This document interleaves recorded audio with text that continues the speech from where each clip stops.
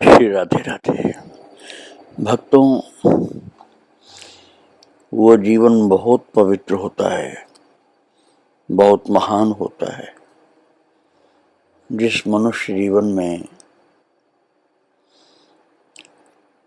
भगवान के दर्शन की इच्छा प्राप्त हो जाए,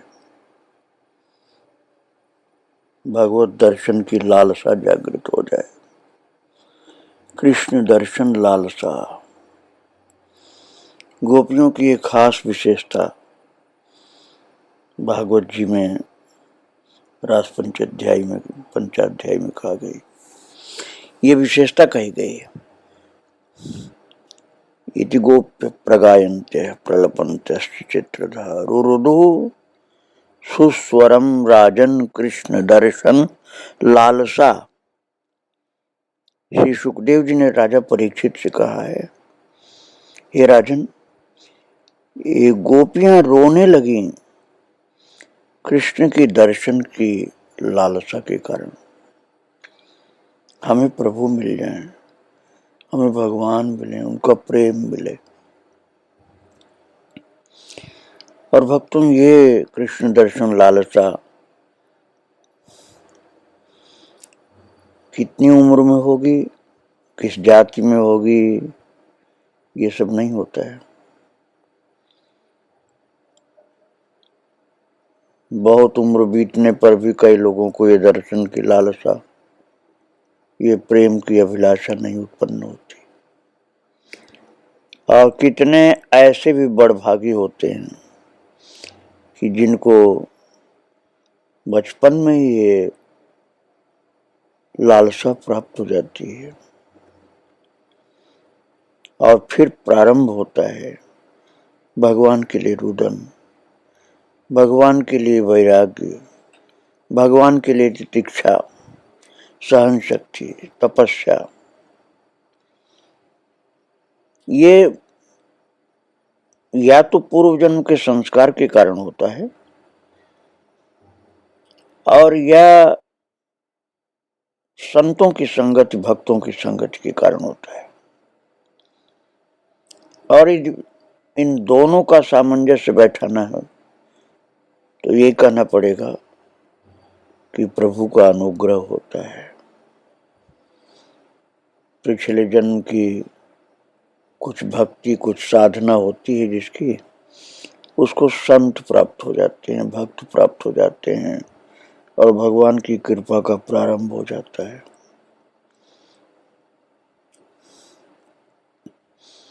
और तब आश्चर्य होता है कि अभी तक तो मन में इतना प्रेम नहीं था, रोना कभी नहीं आया, अब कन्हैया ने कैसी कृपा कर दी। ऐसी ही कृपा माता देवी जी के जीवन में थी। बचपन से ही उनको भगवान के दर्शन की लालसा, मिलन की लालसा तीव्र होती जा रही थी। वो जिस किसी साधु वेशधारी को देखती तो मन में विचार आता कि इनके साथ चली जाऊं और भगवत दर्शन करके जन्म सफल करूं। क्योंकि उनकी ये धारणा थी कि साधु माने जिनको भगवत प्राप्ति हो चुकी है और जो स्वयं भगवत स्वरूप ही होते हैं। किंतु कुल की मर्यादा, सामाजिक बंधन और बालिका होने का एहसास भी उन्हें सताने लग जाता था। और मैंने कल आपको बतलाया था कि इनका जन्म हुआ था गंगा जी के समीपवर्ती अनूपसर से थोड़ी दूर शिकारपुर में, जिला बुलंदशहर। तो जिन दिनों की बात मैं आपको सुना रहा हूं, माता के बचपन की बात, उन्हीं दिनों शिकारपुर नगर के चारों ओर खुर्जा, बुलंदशहर, अनूपसर, गंवा, कर्णवास, डिवाई, इन स्थानों में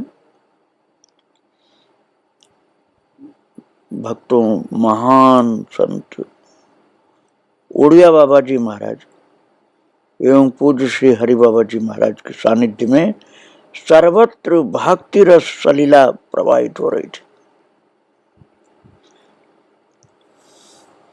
प्रभु कृपा से इन सभी स्थानों में जिनका मैंने नाम लिया, मैं बहुत बार जा चुका हूँ, रहा भी हूँ।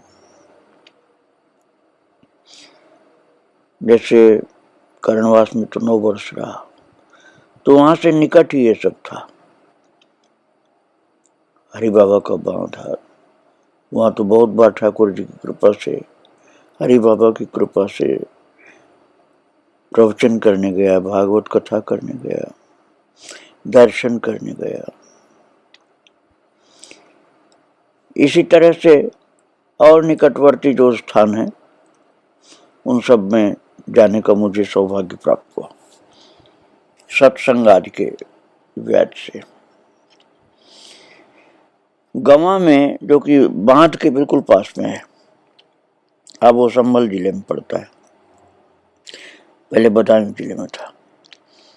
तो गवा में पूज्य श्री हरि बाबा जी महाराज की बांध लीला हो चुकी थी, अर्थात बांध का निर्माण हो चुका था। और जो मैंने अभी बतलाया, उड़िया बाबा, हरि बाबा और उनके साथ रहने वाले संत लोग, इन्हीं संत मंडल में ही एक सन्यासी संत थे, महान संत श्री भगवान स्वामी जी। इनके सानिध्य में शिकारपुर में श्री देवी जी के परिवार द्वारा, देवी माता जिनका चरित्र आप सुन रहे हैं, उन्हीं के परिवार द्वारा चैत्र नवरात्रि सन 1944 में 9 दिन तक नवान्न पारायण उत्सव का आयोजन किया गया था। ये उत्सव इतना भव्य था कि शिकारपुर नगर का समस्त भक्तजन उमड़ पड़ा, जिसकी भक्ति भावना व श्रद्धा को देखकर पूज्य श्री भगवान स्वामी जी भी गदगद थे, क्योंकि भक्तों, संतों को भक्ति का भाव, भक्तों का भाव बहुत प्रिय होता है।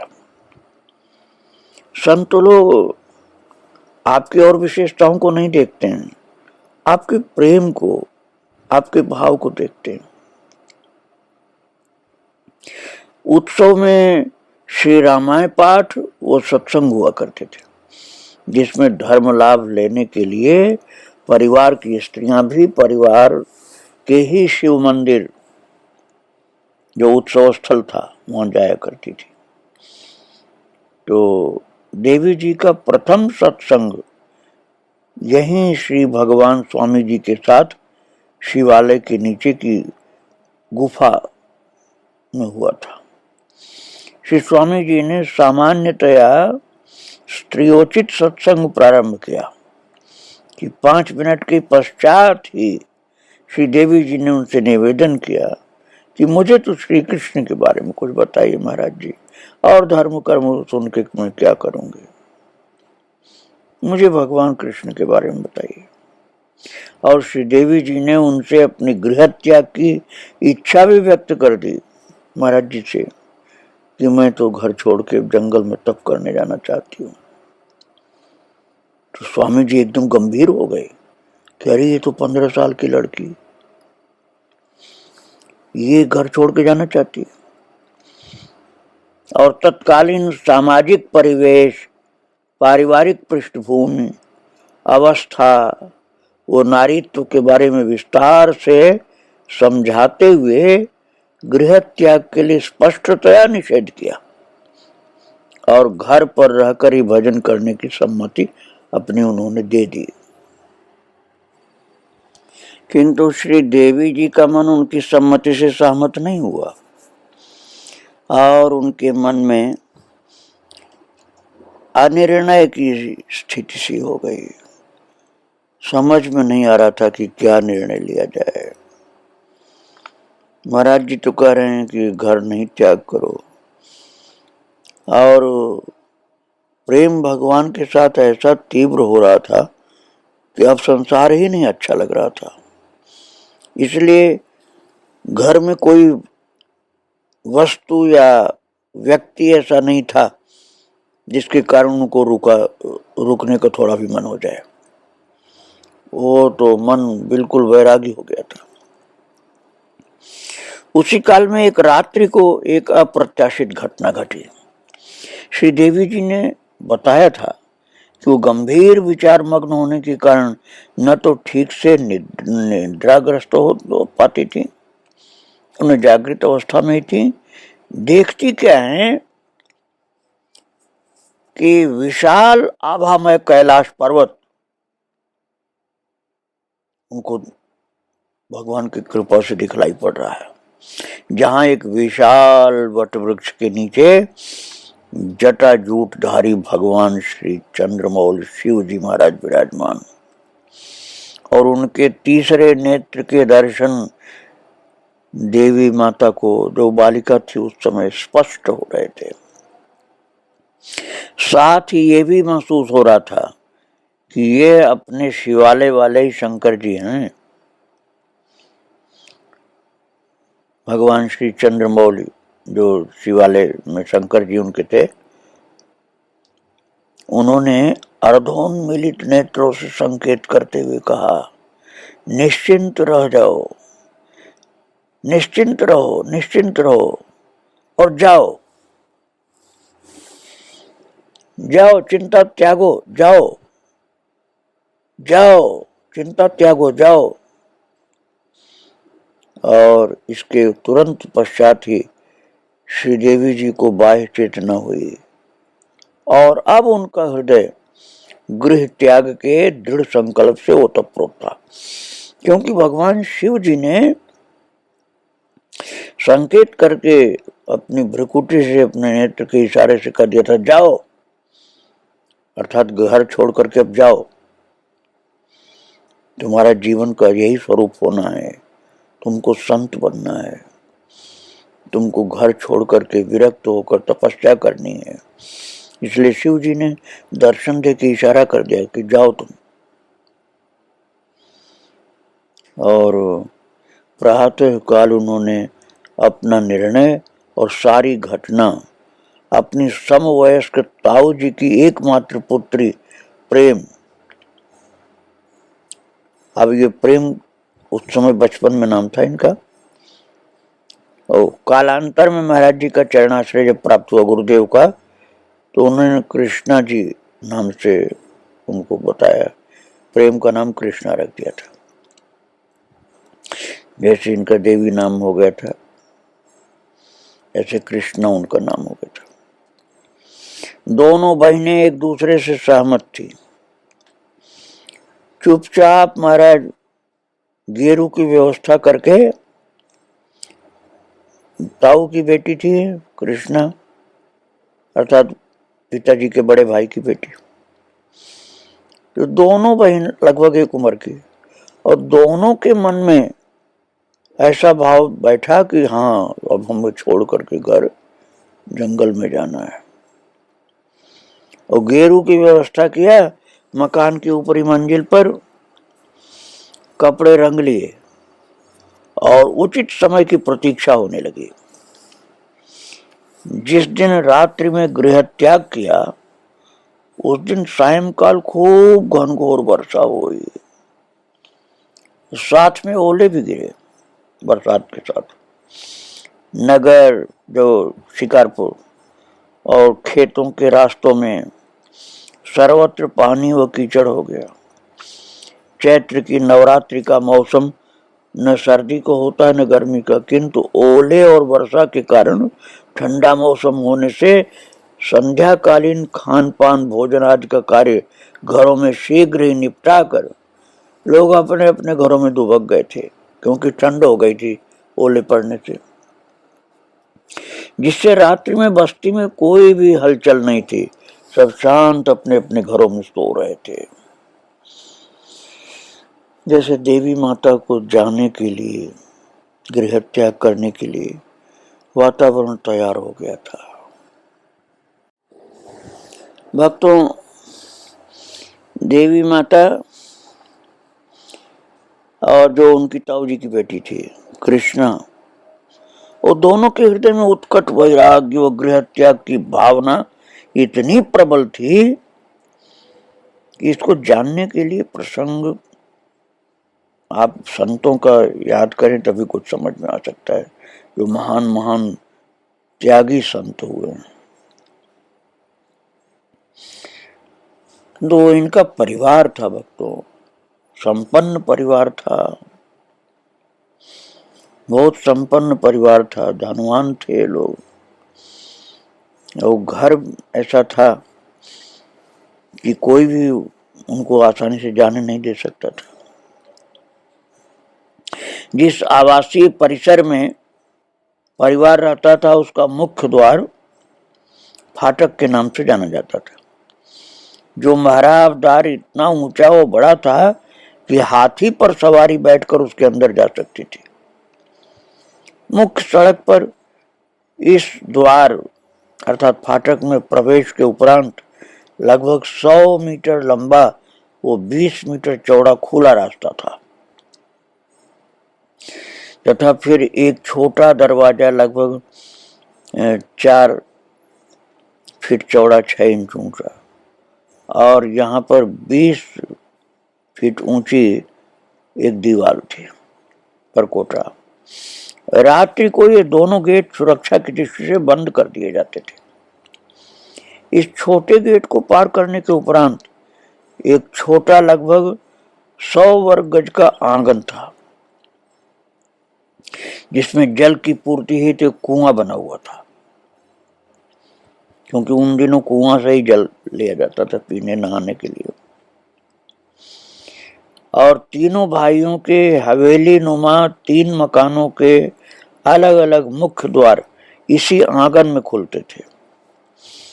रात्रि को इन द्वारों को भी बंद कर दिया जाता था और अंदर परिवार व बच्चे रहते थे जो अपने अपने कमरों में रहते थे। इन सभी सुरक्षात्मक क्रियाकलापों का क्रियान्वयन परिवार द्वारा नियुक्त धन्नी नाम के परिचारक किया करता था। वो गजब का संयोग कि उस रात्रि वर्षा ओला मौसम ये ऐसा था, ठंडा हो गया ओला के वर्षा के कारण, तो बिजली का प्रकाश तो उस समय पूरे नगर में ही नहीं होने के कारण अंधेरा और किसी व्यक्तिगत कारण से धन्नी नामक परिचारक जो था महाराज उस दिन पर ड्यूटी पर नहीं आया। गेटमैन आप कह सकते हैं, वो नहीं आया। तो नवान पारायण का विश्राम हो गया था, जो पाठ चल रहा था रामायण का, तो विश्राम हो जाने के कारण परिवारिक जन निश्चिंत होकर सो गए क्योंकि सब थक गए थे पाठ करते करते। लेकिन देवी माता और कृष्णा जी को नींद कहाँ, उनको तो ऐसे अवसर की प्रतीक्षा थी कि सब लोग सो रहे हों, किसी का ध्यान हमारी ओर जाए नहीं। ऐसे स्वर्णिम अवसर की तो उनकी प्रतीक्षा थी और वही उनको अवसर मिल गया। महाराज नमन है श्री देवी जी माँ को एवं पूज्य कृष्णा जी को भी, इनके साहस को। लड़की होकर के 15-15 साल की लड़की होकर के भी कैसा कठिन निर्णय लिया इन्होंने कि विशाल आवासीय परिसर के 4 सुरक्षा द्वार, भरा पूरा परिवार, रात्रि का घोर अंधकार, कुल मर्यादा, स्त्री शरीर, सामाजिक बंधन, सबको धता बताकर भगवान श्री चंद्रमौली के अभयदान संकेत को हृदयंगम करके ईश्वर प्राप्ति के चरम लक्ष्य की हो के लिए वो लोग निकल पड़े। और गृह त्याग के समय जो गेरुआ कपड़े थे वो तो साथ ले लिए और घर के जिन कपड़ों को पहने थी उन्हीं को पहनकर चल पड़े।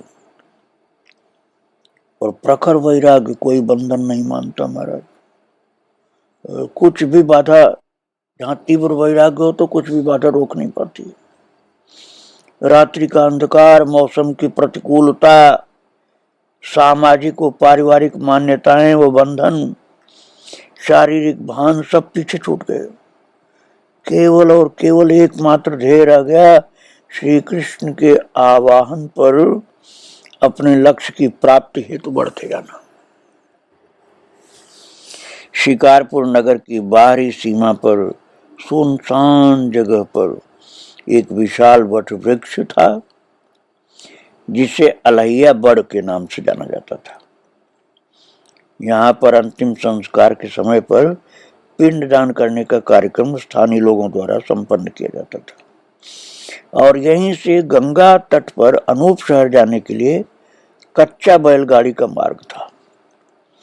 इस स्थान की पहचान श्री देवी जी और पूज्य कृष्णा बहन जी को इसलिए थी कि अपने परिवार के सभी सदस्य कार्तिक पूर्णिमा अथवा अन्य अवसरों पर गंगा स्नान के लिए बैलगाड़ी द्वारा यहीं होकर जाया करते थे।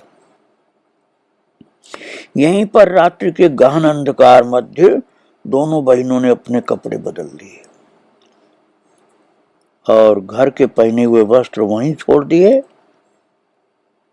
जिन्हें दूसरे लोग पहचान करके परिवार वालों ने इनके अनूप शहर जाने का अनुमान किया, क्योंकि कपड़ा वहां पर निकाल दिया उन्होंने जो पहनी थी और पहन लिया अपना गेरुआ कपड़ा जो रंग लिया था।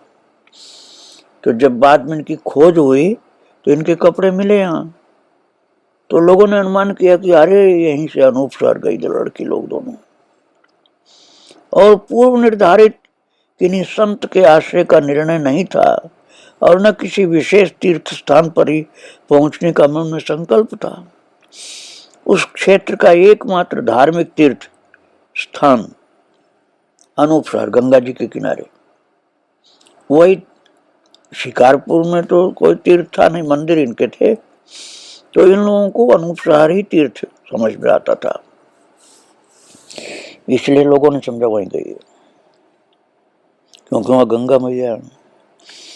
अतः मां भागीरथी की शरण में, गंगा मैया की शरण में शीघ्राति शीघ्र पहुंचने का विचार करके पैदल ही नंगे पैर ऊबड़ खाबड़ वर्षा के कारण कीचड़ भरे रास्ते से होते हुए महाराज इन दोनों कन्याओं ने अनूप शहर की ओर प्रस्थान कर दिया, क्योंकि अनूप शहर ही सबसे निकट का तीर्थ था और इनके पैरों की गति को कोई भी बाधा रोक नहीं पा रही थी। इस रास्ते पर लगभग 15 किलोमीटर चलने के बाद एक स्थान ताल बिबियाना का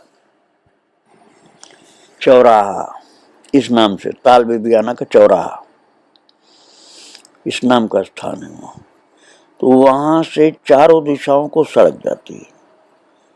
आज वर्तमान समय में तो बहुत सी दुकानें हैं वहाँ, बाजार आदि हो गए हैं, किंतु उस काल में जबकि बात मैं आपको सुना रहा हूं,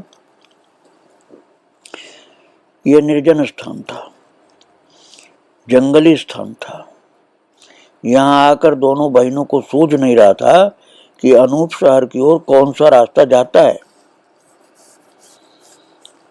क्योंकि चौराहा था वो, तो कहीं दूसरी तरफ न चल दें। तभी महाराज ईश्वरीय योगक्षेम उस अंधेरे में एकदम सफेद वस्त्र पहने एक व्यक्ति इनके पास आया। अंधेरे के कारण उसका चेहरा स्पष्ट नहीं हो रहा था। उस व्यक्ति ने पूछा, कहाँ जाओगे? उन्होंने संक्षिप्त उत्तर दिया, अनूप शहर। उस व्यक्ति ने बिना कुछ बोले अनूप शहर की ओर हाथ से संकेत करके मार्ग इंगित कर दिया, इशारा कर दिया, ये रास्ता अनूप शहर का है। और दोनों बहनें उस मार्ग पर चलते हुए भगवान सूर्य महाराज के, सूर्य नारायण के आगमन के साथ ही अनूप शहर मां भागीरथी के तट पर पहुंच गए और अपने केश दोनों ने सरदारों की तरह ऊपर सिर पर बांध रखे थे और अपने गेरुआ जो वस्त्र थे वही पहन रखी थी और केस का ऊपर जूड़ा बना रखी थी सिर के ऊपर। भूख प्यास कुछ थी ही नहीं, जैसे इनको भूख प्यास का ख्याल नहीं था इनको। गंगा तट पर बैठ करके भजन में लीन हो गई और अब तो बस गंगा मैया सम्मुख बह रही हैं और ये सोच रही हैं कि गंगा मैया हमको अब आगे का रास्ता बताएंगे, किधर जाना है, क्या करना है। हम तो घर छोड़ के निकल पड़ी। अब भगवान तो इनकी रक्षा करने के लिए तैयार हैं पहले से। जहां से भटकने का डर था वहां सफेद कपड़ा पहने हुए आ गए थे, इशारा कर दिए थे। अब तो गंगा माँ के तट पर आकर बैठ गई अनूप शहर में। आगे किस प्रकार से इनकी यात्रा होती है मैं आपको फिर सुनाऊंगा। आज इन महान भगवत भक्तों को, इन भक्त माताओं को प्रणाम करके यहीं विराम दे रहा हूँ। श्री राधे राधे, जय श्री राधे राधे। गंगा दर्शन करते हुए आप लोग आगे की कथा की प्रतीक्षा करिए। श्री राधे राधे, जय श्री।